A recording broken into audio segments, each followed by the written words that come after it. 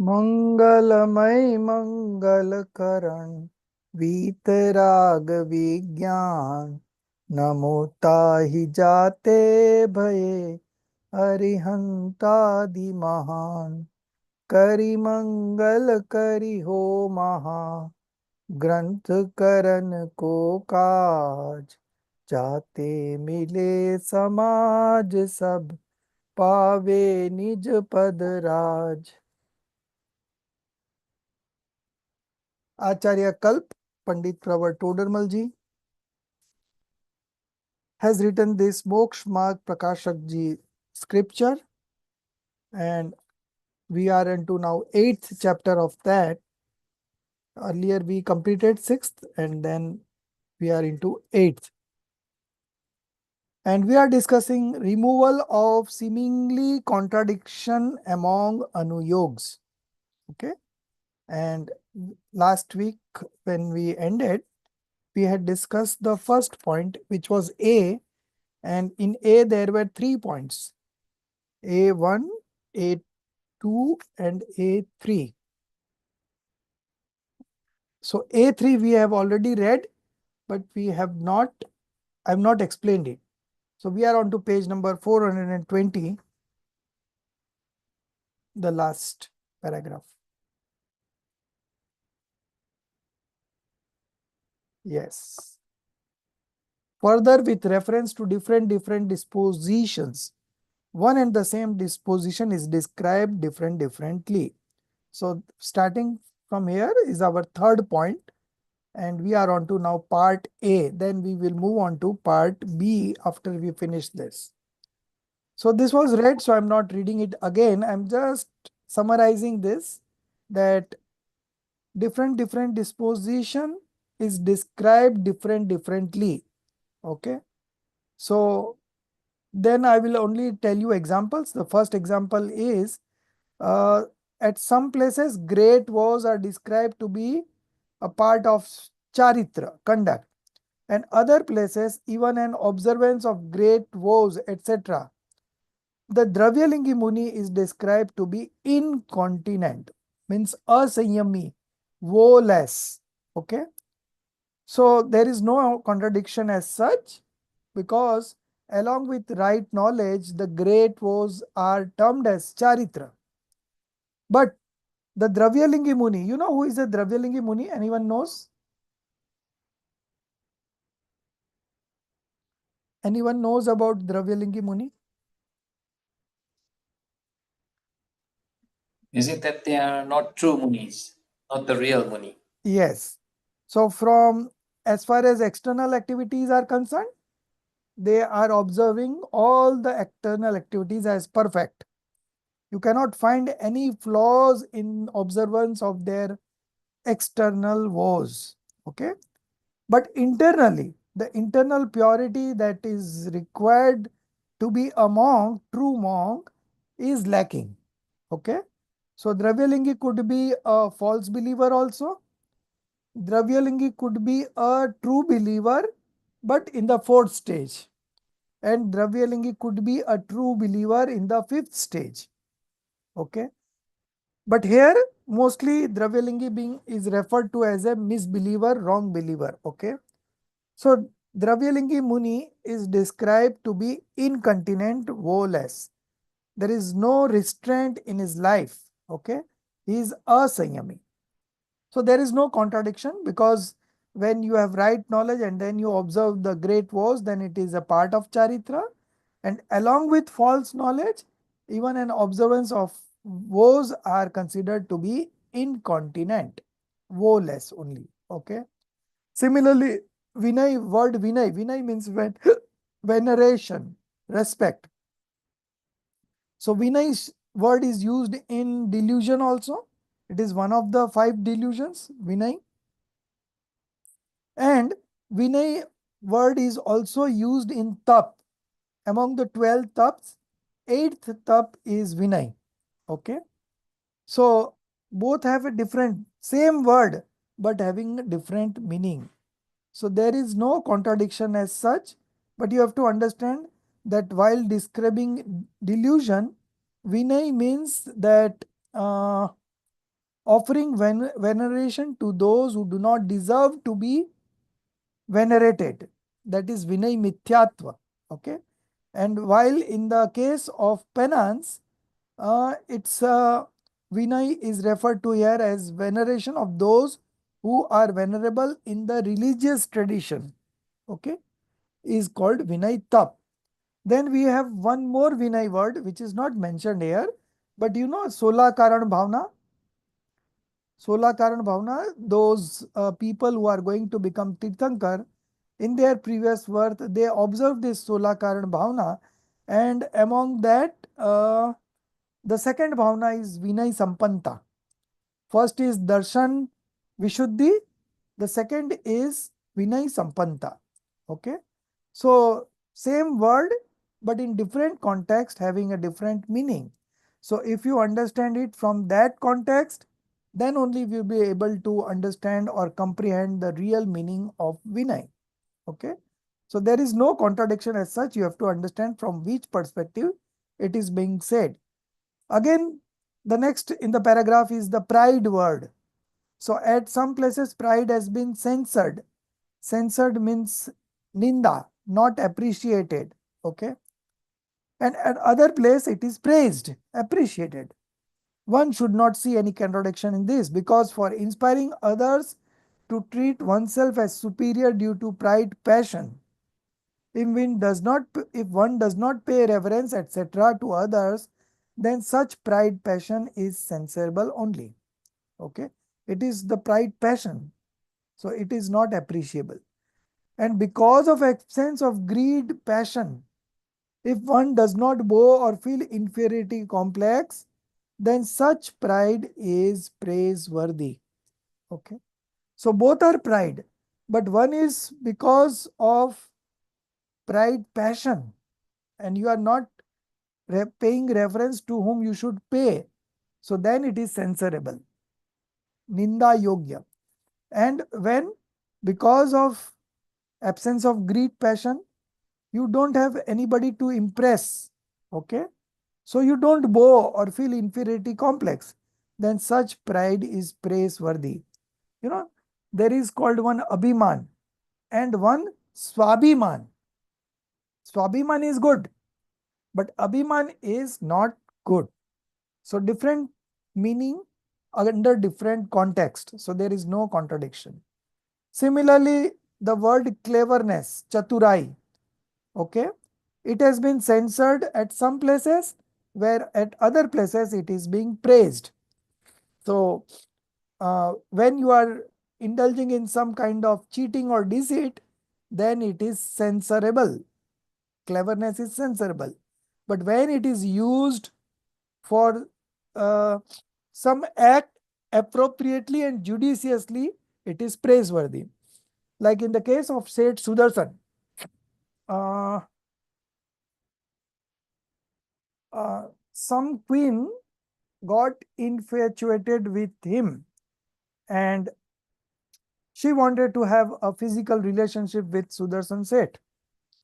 And so it is just like a infliction on Sudarshan Seth, and she got him in his kingdom, and she was about to indulge in that activity. So then Sudarshan Seth used his intellect, and he said, I am a asexual. Okay, I am Napunsak. I am not, I will not be able to perform sexual act. You know, although he was not that, but due to save him uh, from the attack of on his uh, character, he pretended that way, and then Rani left him, and he got saved that way. Okay, so there the cleverness was used, but it is to be praised. So when you are using cleverness to deceive somebody, it is censorable, and when you are using it for your own uh, accomplishment of some good purpose, then it is praiseworthy. In the next paragraph, same thing has been explained about auspicious sentiments. Okay. So at some place, this disposition is censored. Some disposition might have been censored in comparison to a superior disposition of the same type. And other place, the same disposition might have been praised in comparison to an inferior disposition of the same type. One should not think this to be contradictory. For example, wherever a particular type of auspicious activity is censored. So very simple, I'll give you one example. Punya is desirable or undesirable? Punya or auspicious activity is desirable or undesirable? So you cannot say one answer. You have to say that from certain perspective it is desirable and from certain perspective it is not desirable. So now the next question is, from what perspective it is desirable? So when you are getting into sins, okay, when you are getting into inauspicious activity, at that point of time, auspicious activity is desirable. But when you want to go to the pure state, Shuddhopyog, pure introspective meditation, at that time, punya is undesirable. Okay. So same disposition, but having different meanings under different context. There is no contradiction. Next, further, likewise, some jiva might have been censored in comparison to some jiva of higher status. There one should not what? There one should not know him to be totally sensible. And some jiva might have been praised in comparison to some other jiva of lower status. There one should not know to be full praiseworthy, but should know his merit, demerits appropriately.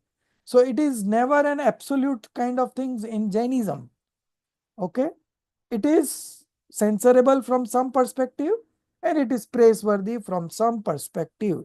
Not absolutely censorable and not absolutely praiseworthy. Okay. Similarly, one should understand the meaning of various preachings from the viewpoint from which they have been described. So it is very important you know the viewpoint. If you don't know the viewpoint, then it will always feel contradictory. इधर तो ऐसा लिखा है, इधर तो ऐसा लिखा है. Okay, so you'll be all the time confused. So this was the point that we had already read and discussed, not discussed. So the discussion over. Now we'll start from B. So the first paragraph is B1. Further in the Shastras. Aditi, you read.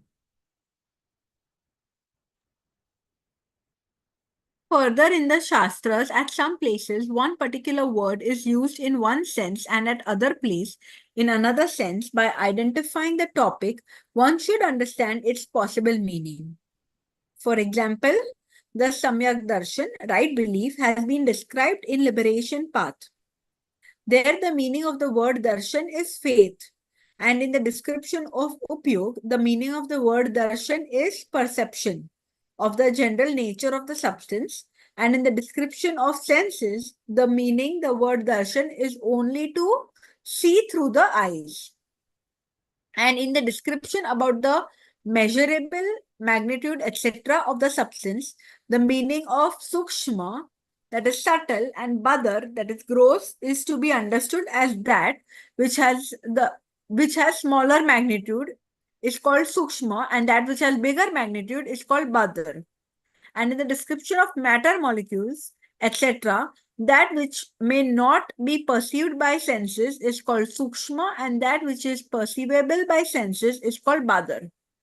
In the context of the description of jeeves, etc., that which automatically does not get obstructed without the instrumentality of supernatural power, etc., is called sukshma, subtle bodied jeev, and that which gets obstructed is called badar, which is gross bodied jeev.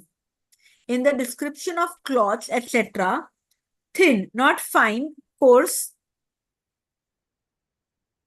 means sukshma and thick means badar. Further, the meaning of the word pratyaksh, direct knowledge, in worldly affairs is knowing directly through senses. In the divisions of praman, comprehensive knowledge, clear discernment is called pratyaksh. With reference to self-realization, etc., the state of being stationary of one's upyog in the self-soul is called pratyaksh. Further, for example, the misbeliever is said to be devoid of knowledge. So here one should not understand that the total absence of knowledge.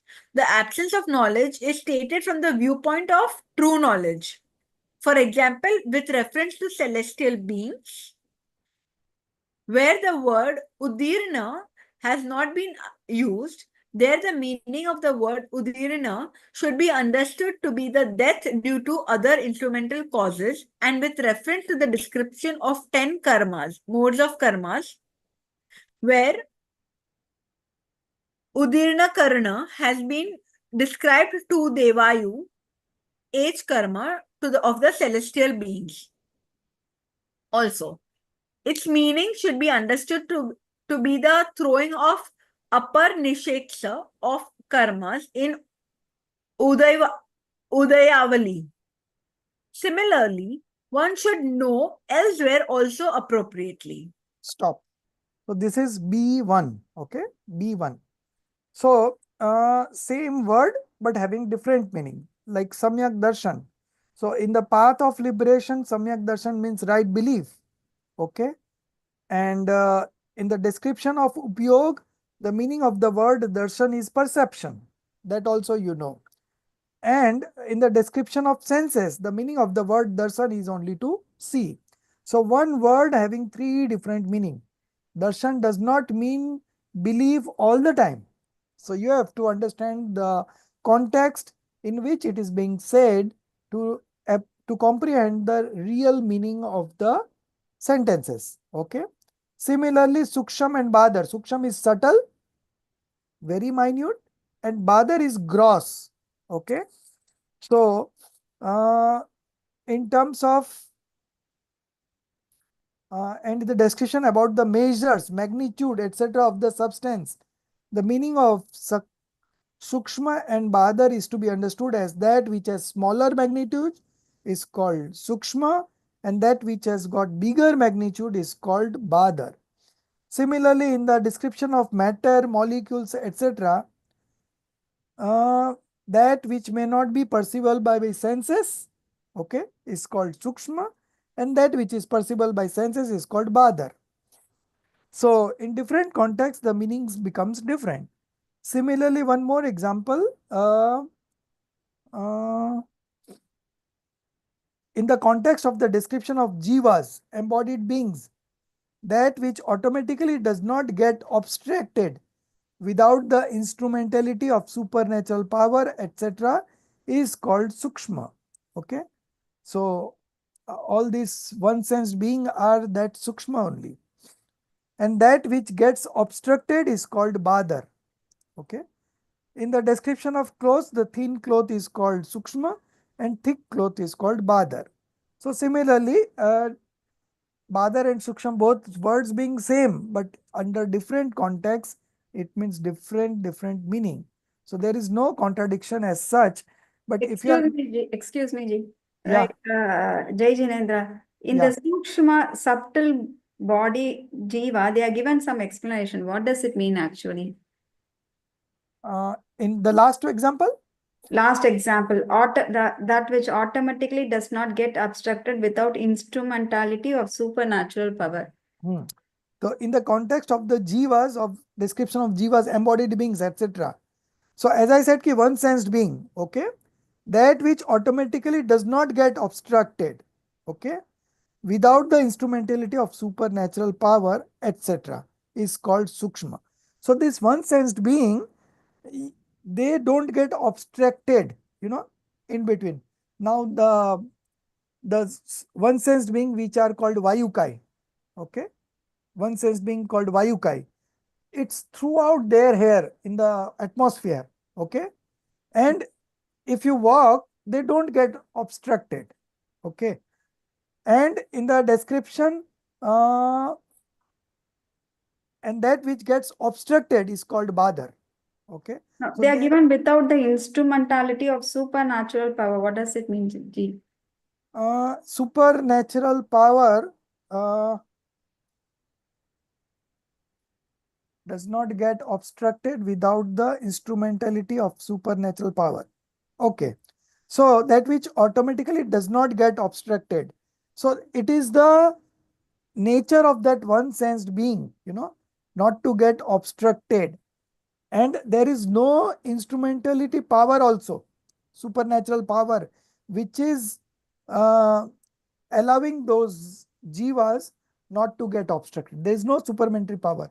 Only they by their own nature, they don't get obstructed. Okay. And those which get obstructed are called Badarji. So 2 sensed, 3 sensed, these are all that will be those categories where those get extracted, those get obstructed. Okay. So you cannot pass on through. Now you know something called opaque and something called transparent. Similarly, these are the things that those suksham jivas, one sensed being, they don't get obstructed. And those some bigger jivas like Badar, they get obstructed in between. You cannot pass through those. So that was the meaning of this word. Okay, Ji.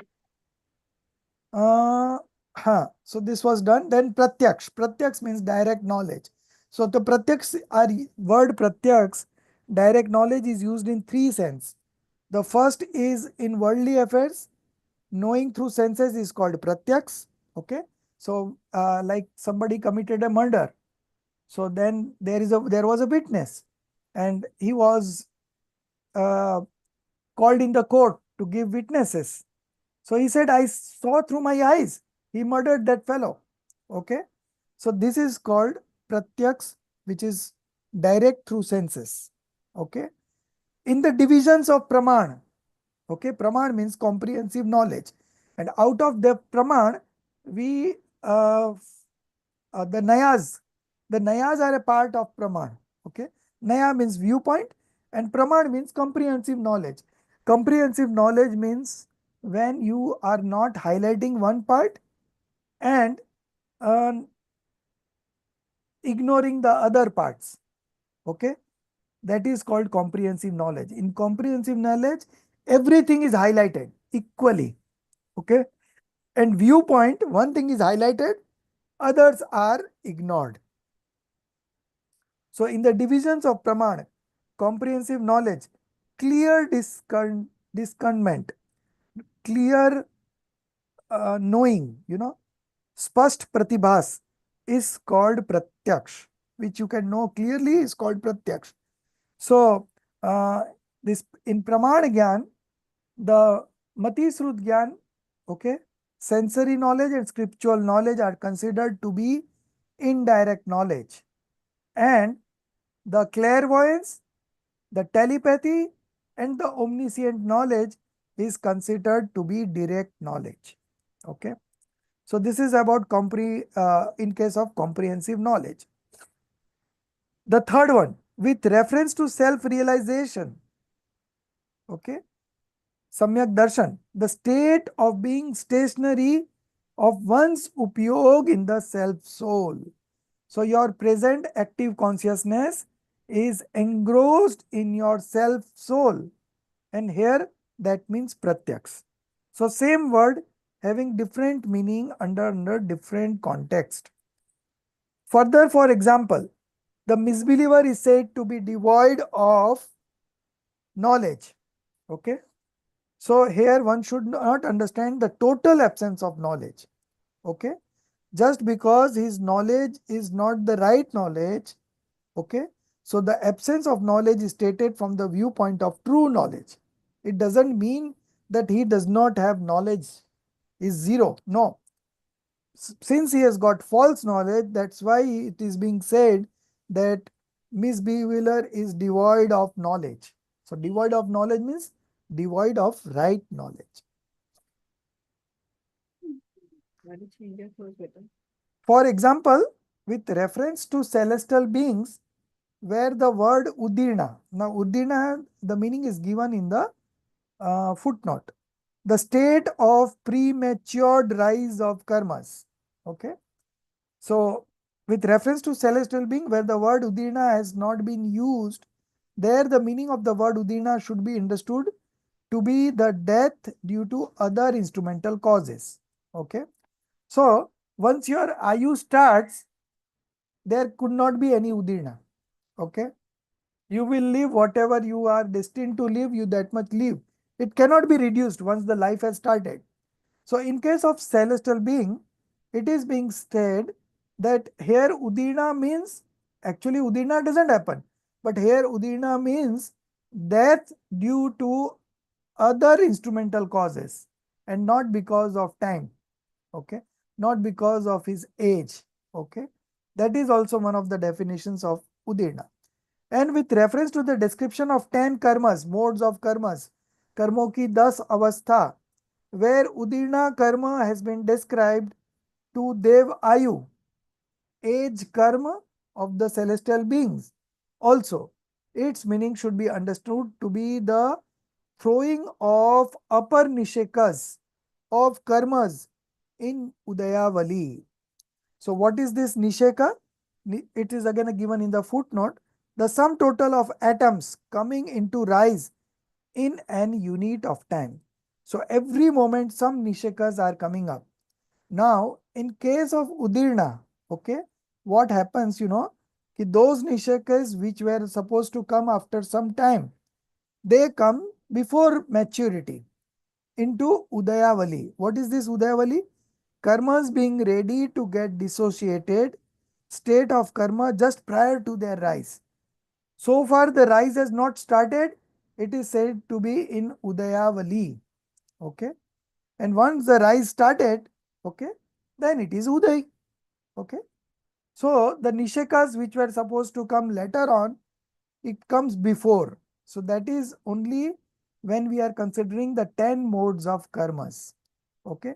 So Udina word is having different meaning under different context.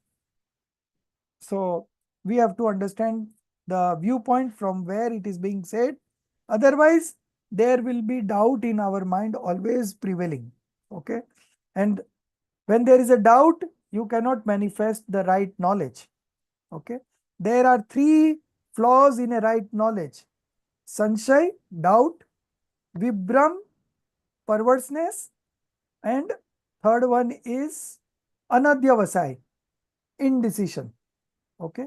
These are the 3 blemishes in right knowledge. So long the doubt remains, you are not able to manifest right knowledge. So I want to ask one question. Yes.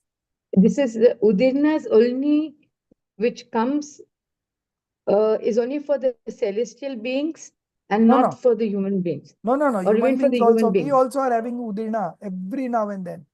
Now I'll tell you, you must have realized in your life sometime that the situation was a crunch situation. It could have gone wrong, okay? And you would have suffered heavily. But somehow by luck, you are being saved. You have seen such cases, okay? So just because you were saved, because there was some Udina. And sometimes you must have also observed that the loss could have been very bigger, but we settled for a very small loss, negligible loss. That is also again because of Udina. Okay. So that means the Nishekas, okay, the Nishekas means the atoms coming into rise in an unit of time. They were supposed to come after 5 years. But because of your purity, internal purity, and your auspicious activity. Now, today you are doing Swadhyay right now. So, lots of changes being happening in the karma right now. Lot of your pap karmas are getting converted into punya karma now. Your punya is increasing, your pap is decreasing, and some of the pap is being converted into punya also. And some are coming before maturity. The other day I gave one example, you connected with that, that's why we are, you said no, I gave you an example, one guru and two disciples. One indulged in all wrong activities whole night, and the other one was doing all the good things. So the one who was doing the wrong things, he got a gold coin. And the other one who was doing all the right things, he got a thorn in his leg.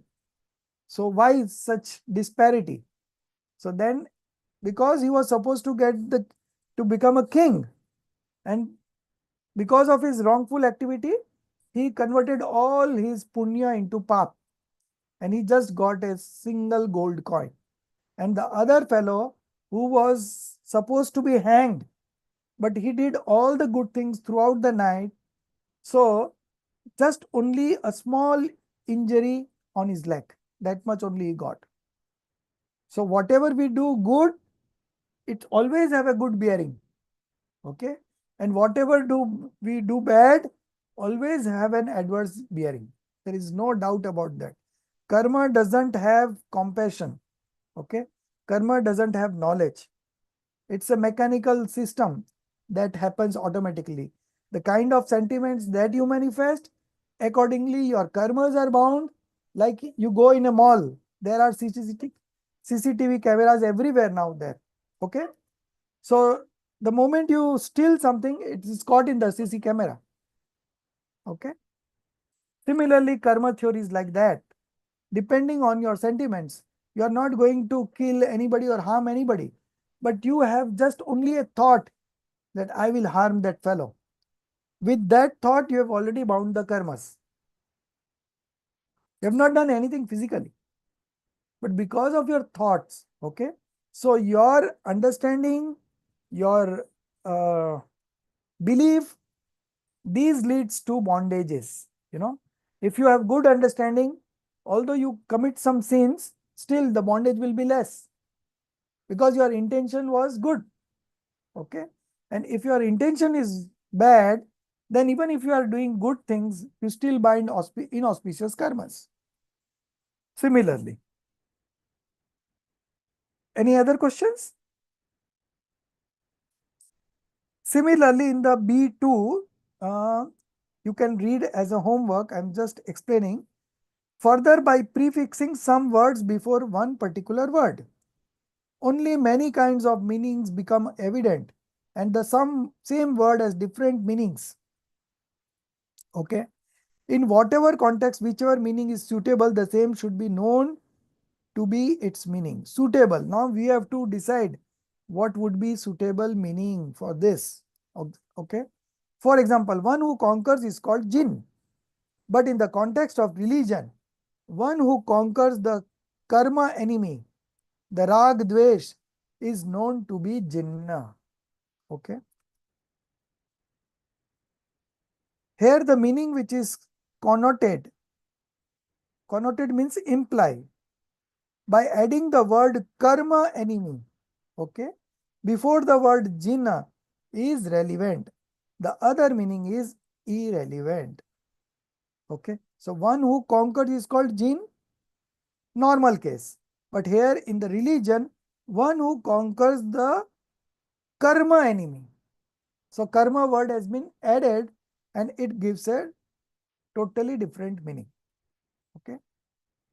Similarly, in case of one who possesses life, sentience being, is called Jeev, living being, where the description of life and death be from Vyavhar, conventional point of view. There, one who possesses sense, etc., vitalities, Dravya Pran, is called Jeev. Okay. And where the description of the substance, etc., be from real point of view, there one who possesses the sentience vitality is called Jeev. Sentience vitality means Chaitanya Pran. Okay. So different contexts, different meanings. That is the final thing here. Similarly, Samay has got many meanings. Samay means soul. Samay means all the substances are called Samay. Time substance is called Samay. Unit of time is also called Samay. One moment, one moment is one Samay. Then Shastra is also Samay. Samay are Shastra. Faith is Samay. Okay. So faith here means religious sect. That is also samay. So in this way, out of several meaning, whichever is appropriate in a particular place, the same should be known, be its meaning. So we have to find out appropriate. Similar is the problem with English. You search any word in Google, you can have 100 synonyms. And if you analyze those synonyms, some are totally having different meaning. So then we have to realize in Jainism, what does that mean? Again, Jainism have different meanings for different English words. So we have to understand the word in the context of Jainism. Then only we will be able to identify or comprehend the true message that the acharyas are wanting to give us. Okay. So this was B2. Now B3. Further, at some places, names, etc. are used from the viewpoint of the meaning of that word, and at other places are used in customary sense. Customary sense means traditional sense. Okay. Where names are used from customary point of view, there one should not grasp their literal meaning, but whatever be its traditional meaning, the same should be accepted. For example, right belief. Right belief has been described as dharma, religion. Okay. So here the word dharma used is in its true sense. So here dharma means passionless disposition. Okay. Because dharma is that which causes evolution of blissful state in the soul. Passionless state in the soul. When you are passionless, that is the time you enjoy.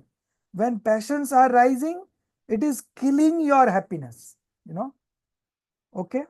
So here the word dharma is used in the sense a blissful state, religious state, passionless state, and somewhere else dharma is used for medium of motion.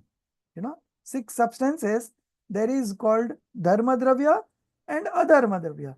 Dharma dravya is medium of motion or ether, and adharma dravya is medium of rest or non-ether.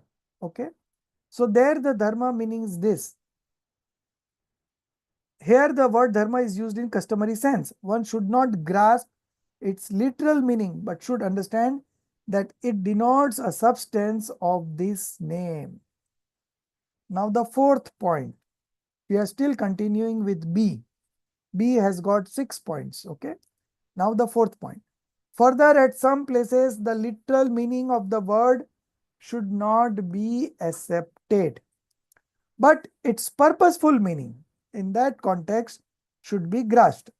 For example, if somewhere something is described to be absent and its meager existence is found there, then one should not understand its total absence there, but should know that keeping in view its meager presence, absence has been described. Okay, absence has been described. For example, it is stated that true believer is devoid of attachment feeling. So it means that it doesn't have Anantanubandhi Kashai. Rest 3 Kashais are there, but Anantanubandhi Kashai is not there, and Anantabandhu Kashai is the major Kashai. All other Kashais are just a drop of water in an ocean. Okay. And so from that perspective, it is said that a true believer is devoid of attachment feeling. Okay. So you have to understand the meaning in the correct sense. Further, the literal meaning of the word no kashai, quasi-passion, is the negation of passion, denial of passion.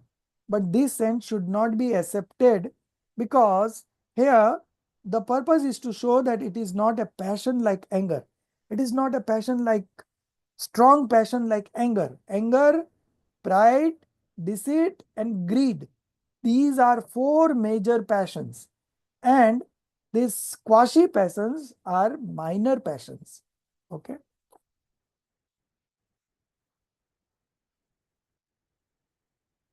The next point, 5th point. Further, at some places, the description may be found with some logic. So there one should grasp its purpose. In Samaisar Kalash number 29, it is stated that just like the example of washerman means, dhobi. So the example was like that in Samaisar, Gatha number 34. Okay. So Acharya Amrit Chandra Dev gave this example of washerman, that many people give their clothes for ironing, or earlier days they used to give it for washing also.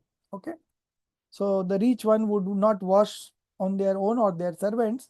They used to give it to the washerman, dhobi. So by mistake, somebody else blanket, it was the word used in Hindi is chadar. So what we call it in English, chadar. Blanket is, I think, the thick one, right? Bed sheet, sir. Huh, Bed, bed bed sheet. sheet. Okay, bed sheet. Okay. So someone has given for washing, and by mistake some other bed sheet has come to his place, and he was sleeping covering that bed sheet. Okay. So somebody else came to look for his bed sheet, and he found that that fellow is covering with that. So he went there and asked that this is my chadar. So he was asleep. So the moment he wake up, he saw his own marking, and he saw oh, this is not mine, this is his. He realized, and the same moment he renounced the ownership of that bed sheet immediately. Okay. So this has been explained in this here. It is stated just like the example of washerman. Until one's belief of renouncing the alien disposition per bhav is not put into practice, till then this self-realization is evolved. So it wants to convey that the self-realization and the moment of renunciation both happen simultaneously. Okay. The moment you renounce the alien disposition, the moment you realize yourself, that they wanted to convey, but it was conveyed in such a manner. Okay. So that some logic was given there. So you have to grasp the purpose. So here the purpose is to show that the moment alien disposition are renounced, the self-realization is evolved. In worldly affairs, if an act is accomplished the moment someone comes, it is customary to say that though he did not come, and yet this work was accomplished. Okay. Such purpose only should be grasped here. Similarly, one should know elsewhere. Okay. So these are some of the statements where if you don't understand it properly from the perspective it is being said, you will always have wrong interpretation of the scriptures, and that is not going to help your cause of manifesting right belief. On the contrary, you will have doubts in your mind all the time. And when you have doubt in your mind, no, or when you are not able to understand the meanings, then your interest gets substantially reduced. And when you are able to understand and grasp, your interest increases, because you realize, oh, this is for beneficial to me. I was suffering so much, and within a few days, by understanding this scripture, I am now in a happy mode. So immediately you realize the benefit, So understanding it properly from the perspective from what it is being said is very, very important. And the biggest challenge is this, because all the text in Jinwani is written in Nai form. Either it is Nischay Nai or it is Vyavhar Nai. Real point of view or conventional point of view. Now, if you apply a real point of view in a conventional statement, you will get wrong message. And if you apply conventional point of view in a real statement, then also you will not realize the true meaning. Okay. So this is one way. The other is the four exposition. Each exposition has got its unique way of presenting things. Now, if you don't understand that presentation style, then also you will have contradiction in your mind. Okay. Dravyanyog says that soul does not eat anything, and Charnanyog says that eat only pure food. So both are contradictory. Dravyanyog says soul does not eat only. And Charnanyog says you eat this, you don't eat this. So many restrictions, So, but both are okay. Both complements each other. Okay. There is no contradiction in Jinwani anywhere. Contradiction appears just because we are not understanding the perspective from where it is being said. The last point in B, further at some place, some quantity, magnitude, etc. are mentioned. So there one should not take the literal meaning, but should grasp its purpose. In Jnana Arvana Shastra, okay, Gunbhadra Acharya has written this Shastra, very good Shastra. It is stated that in this era means in this fifth era, only 2-3 sagacious means wise person, true believers are found. Only 2-3. That doesn't mean that 2-3 is exact figure. It means that only so many persons are not there. But the purpose is to say that very few persons, true believers, are there. Okay. So you have to understand it in that manner only. On this pattern, there are many words used with different meanings. So the same should be known appropriately. Contrary meaning should not be grasped. If you grasp contrary meaning, then the doubt still remains. Okay. And you will not be able to manifest the right belief. Now coming on to the point C. Okay. C also has got 1, 2, 3, 4, 5, 6, 7. Oh, 7. Yeah. Okay. No problem. So it starts with an example of medicine. Okay. So Todarmalji will give 4 examples on medicines. And all 4 examples you should understand. Okay. So the first example of medicines says that, for example, in the books on medical science, several medicines are described. One should know them, but he should take those medicines which might cure one's disease. Okay. So this is very important. There are so many medicines available. You go to a chemist shop, there are 1,000 medicines available. But one should know them, but he should take those medicines which might cure one's disease. If one is suffering from cold, then he should take that medicine only which produces heat. Okay. Or the medicine should be hot in nature because he has got cold fever, and should not take that medicine which produces cold. One should know that this medicine is useful for others and not for me. Okay. So this is the first example. Then there are 3 other examples on medicines will come that we'll discuss when it comes. So this was the example. Now what is the principle? Similarly, one should acquire the knowledge of various preachings found in Jain Shastras. Okay. So there are many Jain scriptures and we have broad category of 4 exposition. Pratmanuyog, Karnanuyog, Charnanuyog and Dravyanyog. Okay. So each has got its in a unique style of presenting. Okay. So similarly, one should acquire the knowledge of various preachings found in Jain Shastras, but should follow only such preachings which might remove his perversities. Okay. So the object is to remove the perversities.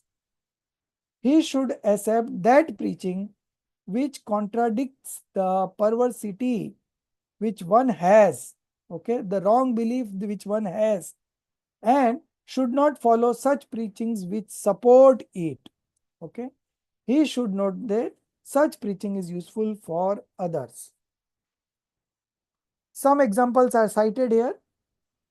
In the Shastras, at some places, preaching supporting Nischay, real standpoint, real point of view, are found. And at some other places, conventional viewpoint, conventional point of view are found. Okay. So Jinwani is full of statements from real point of view and conventional statement of view. And conventional statements are 99% and real point of view statements are only 1%. Okay. There, if one has excessive leanings, now this is very important. This we will learn in detail in 7th chapter, which will be maybe in the 8th or 9th sem. Okay, so we have to wait for that. But nevertheless, this discussion has come from there only.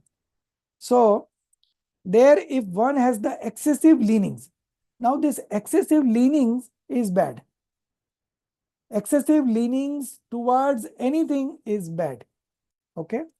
So therefore, if one has the excessive leanings towards Vyavara, then he should follow correct practice by accepting the preachings, fostering the Nischay, real viewpoint. Okay. Because he is having an excessive leanings towards Vyavara. Now, Vyavara means what? Vyavara means he has got excessive leanings, excessive inclinations towards external activities, woes, all these. Okay, that is called Vyavara. So, for those people, for those category of people, you know, he should follow correct practice by accepting the preachings, fostering the Nischay, real point of view. So, the one who has got inclination towards Vyavara, if he reads Nischay, real point of view statements, then there will come a balance in his life. Because he was inclined at one point. Okay. Now, to bring the balance, we have to push the real point of view. Because he was inclined towards Vyavara. Now, supposing if he is inclined towards Nischay, real point of view, then what we have to practice him? What advice we should give him to practice? We should give him advice to practice Vyavara. Because then again, the balance will come. Any leanings is disbalance and no leanings is balance. Understood? Leanings towards any party is disbalance and no leanings towards any of the parties is balance. Okay. And when there is balance, there is passionlessness. Okay. And that is true religion. So our endeavor is, by reading the scriptures, we want to strike a balance between all the viewpoints. Okay. We will understand all viewpoints and we will strike a balance so that we are not inclined to any particular viewpoint. Got the message? Now, this explanation, I will share two clippings today, one from page number 289 and one from page number 339. This Moksha Marg Prakashak only, okay? And I have ticked in that paragraph. You just read that paragraph, okay? You will understand the example of this. Inclination towards Vyavara, then he is advised Nischay. And if he is inclined to Nischay, then he will be given preachings about conventional viewpoint.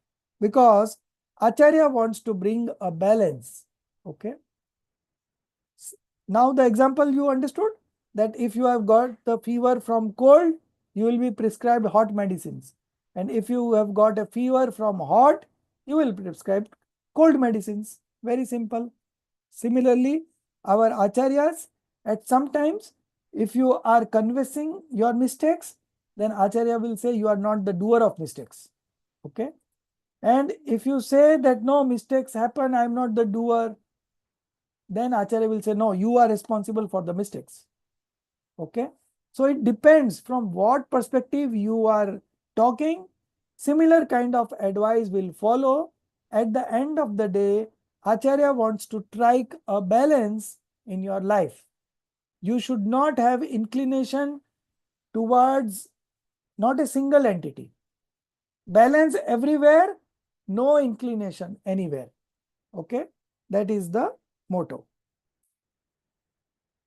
So this you will further understand when I will give you the sharing the two clips from Moksha Marg Prakasak.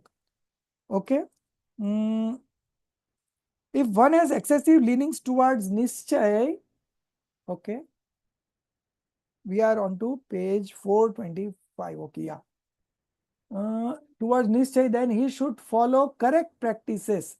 Now, follow correct practices means balance it out by accepting the sermons, fostering the Vyavhar, conventional standpoint. Further, one may be already devoid of self-knowledge due to conventional path. Okay, you believe religion only in external activities. Okay, afterwards also he may not make effort for gaining self-knowledge by giving prominence to conventional sermons only, or due to the faith in Nischay real standpoint, one had become unrestrained. Unrestrained means swachand, not following anybody, following on his own, whatever he feels like, unrestrained, by falling from renunciation, and afterwards also by giving prominence to sermons based on real standpoint, he fosters carnal pleasures. Okay, so he was already inclined on Nischay, real point of view, and on top of that you gave him preachings of Nischay only, then he became unrestrained. Okay, and if he was inclined towards Vyavhar, okay, and you gave instructions of Vyavhar only, then also he will not be able to strike a balance. Okay, next page. By giving prominence to sermons based on real standpoint, he fosters carnal pleasures. Now, instead of manifesting true religion, he is fostering carnal pleasures and passions, both. Okay, in Hindi it is written Vishay Kashay. So Vishay is carnal pleasures, sensory pleasures, and Kashay is passions. In this way, by following contrary sermons, harm alone is caused. Now the second point, Atmanushasan. It has been referred from Atmanushasan. Being meritorious, why do you indulge in blemishes? Okay. If you desire to become demeritorious, then why did you not become fully meritorious? Okay. So if a person be meritorious, but maybe having some blemish, then he should accept such preaching for removing that blemish or flaws. But if one is himself full of blemishes, and by accepting such preachings wishes to defame meritorious person, then he would harm himself only. It is not worse to have some blemish in comparison to one who is full of blemishes. Therefore, such a person is better than yourself, a person full of blemishes. Further, here it is stated, why did you not become full of blemishes? So this is just a logical argument. Sometimes mother tells their kids, marja. So mother does not mean marja, but she is angry. To express her anger, she tells in that way. And the child also knows that mommy is just scolding me. She doesn't mean, So on the contrary, the child comes on the lap of mother. Although mother is scolding, but child knows that no, she is telling me for my good. Okay. Similarly here. So this is just a logical argument.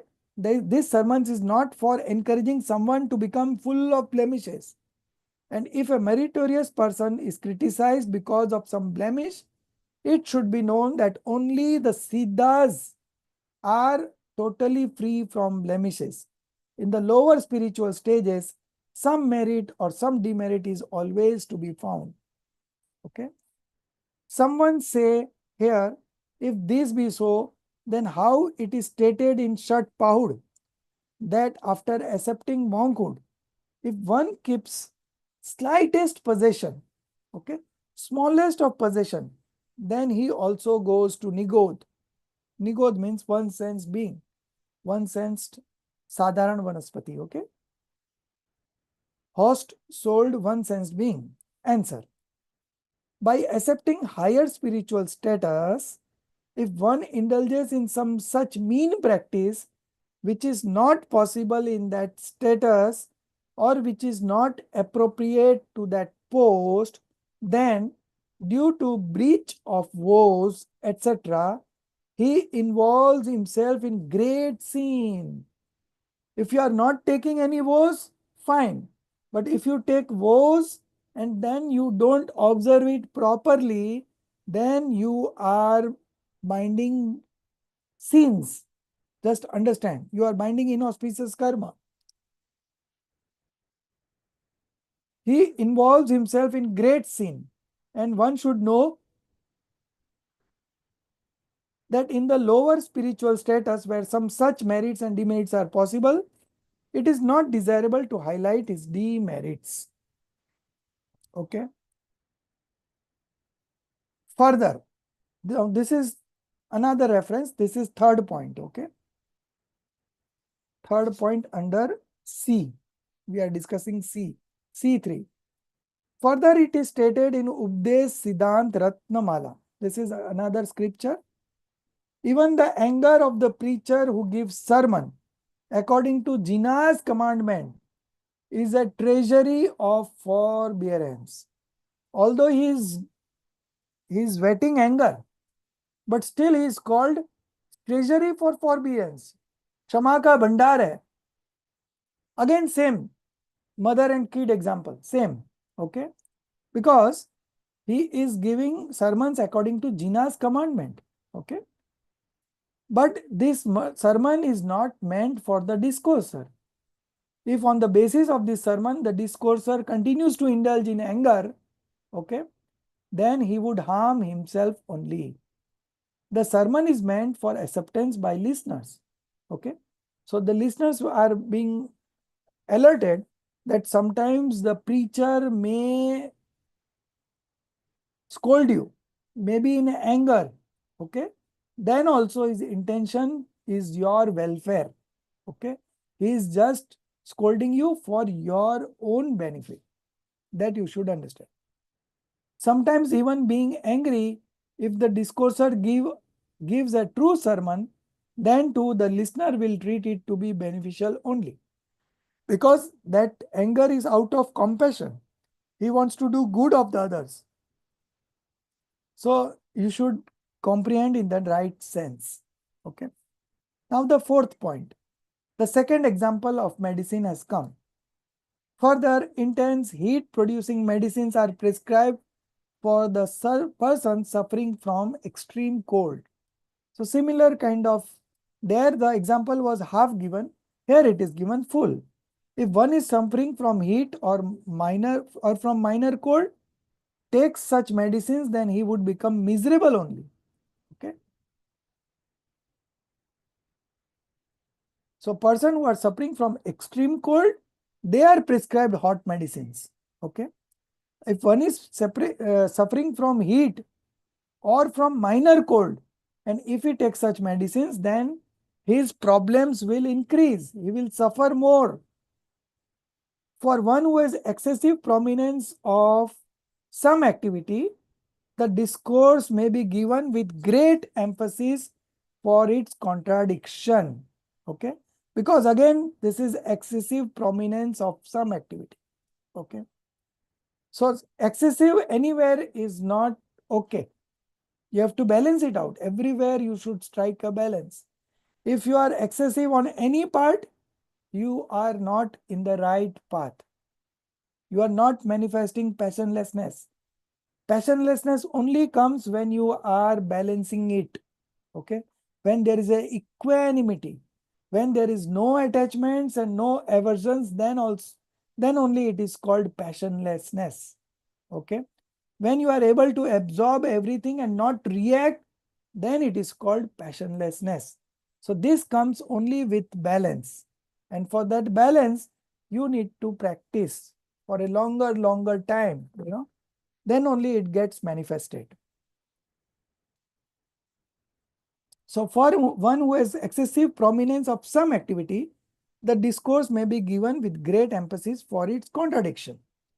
If a person who does not have the prominence of such act or has little prominence follows such sermon, then he would harm himself only. For example, someone has very great liking for study of Shastras and does not make effort for self-realization. All the time he is only reading, but he never meditates. He never sits for meditation. Okay.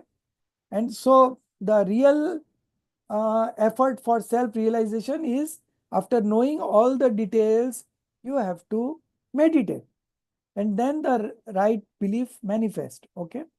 But this fellow is studying only and he is not making any effort for self-realization. For such person, too much of study of Shastra has been negated. Okay. Now, hearing this instruction, there was one other fellow who was not reading at all. So he also adopted that preachings. Oh, sir has told me not to read, so I will not read. But that was not the message. But a person who does not study the Shastra or studies Shastra rarely, if gives up study of the Shastras by such preachings and does not engage his upyog in self-realization, then he would harm himself only. Okay. So the second example of medicines, that if you have got a fever from cold, hot medicines would be prescribed. If you have got a fever from hot medicines, the cold medicines will be prescribed. Okay. So if you have prominence of conventional, the preachings of real point of view will be given. If you have excessive prominence of real point of view, then you will be prescribed conventional viewpoint. Okay. So that is the act the Acharya always performs. And if you are able to understand this, all the suggestions as suggested in the Jinvani scriptures, you will feel everything justified and apt. Okay. Fifth point. Further, for a person who strongly believes religion to consist in committing injury through the act of oblation. Oblation is yag. Yag, the Parasnath, the kid Parasnath was, when he was a kid, there was a yag his nana was performing. And in that yagna, 2 snakes were being burnt. And Parshvanath knew it because of his clairvoyance knowledge. Okay. And he stopped that, but by that time they were half burnt and he recited Namokar mantra to them and they got born in celestial beings. This story you know. So committing injury through act of oblation, religious sacrifice and bathing, etc. The preaching is, even if the earth gets turned upside down, no auspicious fruit can result by committing injury. So if you are committing violence, no auspicious fruit can be a result of that. You will always bind inauspicious karma. But if a jiva who accumulates lot of punya, auspicious karmas, by practicing act of worship, etc., in which some injury is caused. Okay. So we have Panchkalanak. There also there is a violence, because so much of pandal are constructed, so many sets are, so many cost involved, so many electricity, everything is done. But so the injury, slight violence is there, but the bigger purpose is that Panchkanak will become an instrumental cause for many people's turnaround in life, transformations in life. Okay. So from that perspective, it is okay. So here the jiva accumulates lot of punya by practicing act of worship, etc., in which some injury means violence, is also caused, gives up worshipping, etc. by following such preachings and does not adopt injury less. It is not I, it would be Y. Injury, INJURY. Okay. Injuries practices like Samaik. Okay. So if he is doing Samaik, it is good. Okay. But if he gives up worshipping and if he is not into Samaik, then he would assuredly harm himself and he will get into inauspicious activities. Okay. So where a lot of benefit is done and little bit of injury is there, little bit of violence is there, it is still okay. Okay. So you should understand it in right perspective. The last, not the last, second last, sixth point. Third example of medicine. For example, some medicine might be potentially effective. Okay, very effective medicine. But one should continue taking it so long as it is beneficial to oneself. So long you have cold, you take medicines. But now the cold has stopped. Now you are normal. So you should stop that medicine. If you still keep taking that medicine, then it will have a reverse effect. That is what it is being conveyed here. If even on mitigation of cold, one continues to take heat producing medicine, then it would rather cause the disease. So you should start also taking medicines and you should also stop also taking medicine. Similarly, there is some religious activity, but one should continue its practice only till such time it benefits the self. If even on evolution of higher spiritual status, one continues observance of the religious practice pertaining to lower spiritual status, it would rather cause harm only. Okay. So now time is over. So we stop here. We'll continue here from tomorrow. And tomorrow probably we'll complete it. Okay. So tomorrow would be our last class on Moksha Marg Prakashak. So from next week, we will start with Tattvart Sutra. Okay. So hope everyone has received the books. Yes, sir. Tattvart Mani Pradeep you have received? Yeah. Yes, sir. Okay, okay. Sir, I wanted to know about the marks, sir. We've not got our scores. Sorry, we can see- I? Yeah. Can I? I've actually dealt with the team leaders, and I've got all the marks for everybody, but I need to separate them into individual marks. Otherwise, everybody will get each one's marks, and that will not be very nice. So if you can just give me some time, I'll sort that out. Okay. Okay. Okay. What you Sorry can about do, that. Darshan ji? Darshit ji, Yeah. I have just resumed today. So if you want any help, I am there to help you from tomorrow. I have just returned. If you don't mind, because I'm actually traveling I tomorrow, know so there'll be a that. I delay know of. you would be busy and I would be less busy. So if you want, you can send it to me in about 48 hours. I will segregate everything and ensure that everybody gets their individual scores. Okay. Okay, that would be great. Thanks so much. Yeah. Okay. And in case if you don't find time, I can also do it. Okay. So don't worry. Okay. Just joined back today. So I just came back on this weekend, but I had an event at home. Okay. Today I have just managed to reach class, but from tomorrow I'll start catching up on the backlog. Yeah. Okay. So tomorrow mostly will be our last class and then we will continue with Tattvart Sutra. Okay. So you got the books? Tattvart Sutra, Mani Pradeep? No, but this time other books I have topic got. in English. No, that will be in Hindi, no? You got Hindi, no? Hindi. Hindi, sir. It is not there in English printed. It is not printed. It is not, it has been translated, but it has not been reviewed. So I'll share a PDF copy and I am planning to teach from some other book, okay, which is a very short one. Let me check with Swanubhuti ji once and then I will decide.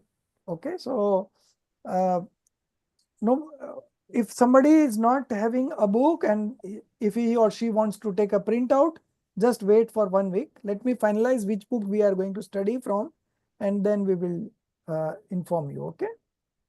helpful, sir. Yes. Okay.